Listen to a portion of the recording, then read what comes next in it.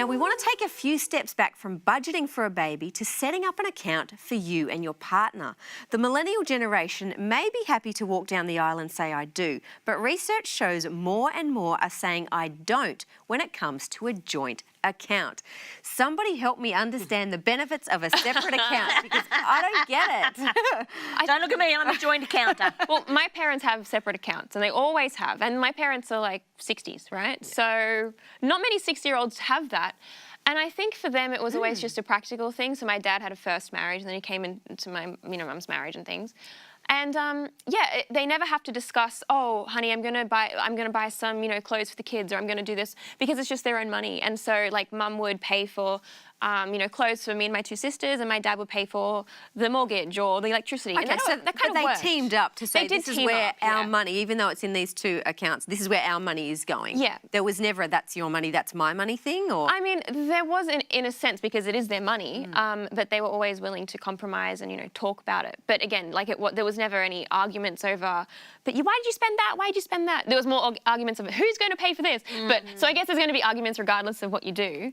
Because it's around the conversation. Yeah. I just want to ask a quick question, because it was focused on millennials. Yeah. How do you feel? Like, if you were to, say, get married in the next 12 months or so, would you go down the path of having separate bank accounts? I think I would do both. I think I'd have a separate account for, like, my personal things, and I'd have a joint account for all the major expenses. Yeah. Why? Why wouldn't you take it from one joint account? I don't really know.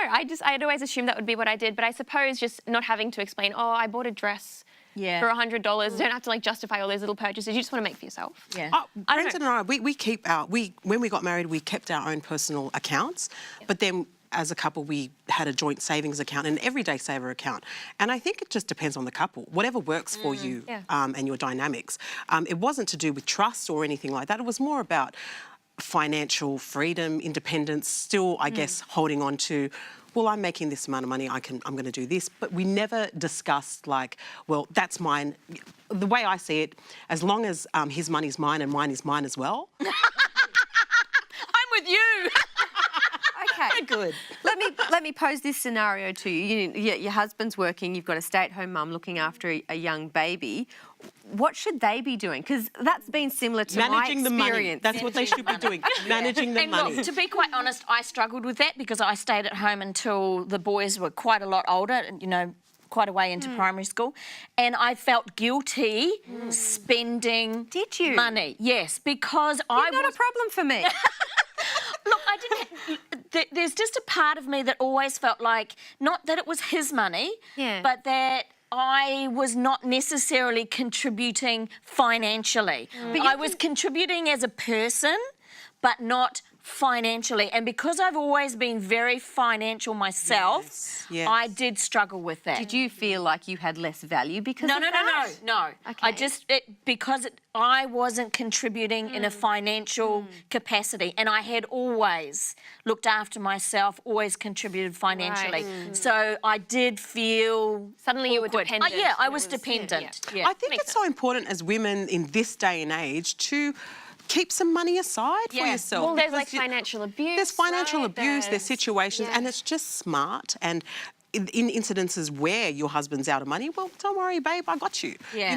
I mean, but you can do that together. You can have an account that's separate away from your joint account. There are ways to get around it. I don't have a problem because Gary was always, my money, whatever I've earned is our money. There's no my money that was just always our money. So you don't feel guilty if you go and buy something. Would you then tell them you've gone and bought something worth that much money? No. So is this not a problem for the marriage being open, though? But it's not an issue of, like, joint accounts or separate accounts, really, at the end of the day. It's an issue of mindset. But I think for some people it is. They want to have theirs to spend and not tell the other person. And to me, that's where I start to, like, red flags come up for me and I'm going, oh, is that an issue? Like, is that maybe that's more telling of the marriage, maybe. I don't know. But for me, joint account is really important. Yeah. We're a team. This is what we pull together for our family. We talk about stuff. I think if it's big ticket stuff, you have the discussion. Like if you're going out to buy a new fridge or a boat or a car or whatever, you have the discussion. But if it's a $50 pair of shoes, I'm out there. Yeah.